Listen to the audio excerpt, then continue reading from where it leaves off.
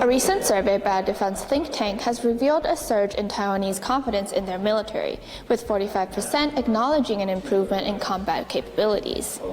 Contrastingly, the state of Taiwan's defense tells a different tale, struggling with issues like aging personnel and a lack of manpower.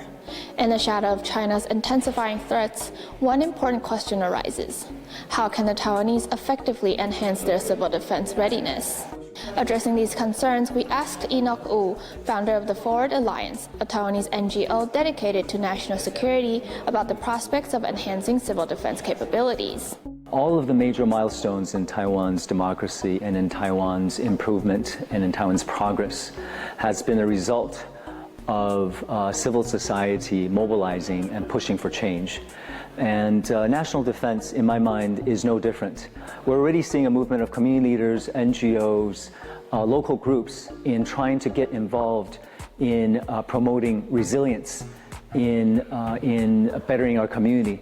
Of course, we all see what's happening internationally. But the movement that we're seeing, this emerging movement where every citizen feels that we have a role to play in bettering Taiwan, in keeping Taiwan a safe and democratic and prosperous place, speaks to the sense of citizenship that exists in Taiwan society. Cautionary tension has always existed.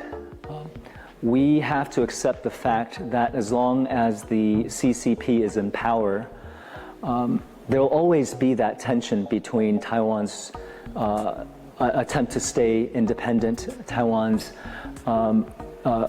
need to remain, to protect our autonomy, and China's vision, or the Beijing's vision, for subjugating Taiwan, right? And so, living with that constant threat and constant tension, we know that the most we can do is to be better prepared, because in preparation, we have the best chance to deter conflict and to preserve peace.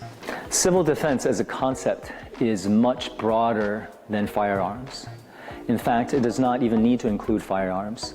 Civil defense as a concept is about protecting communities, about ensuring that society continues to function, that our society does not break down in the face of adversity.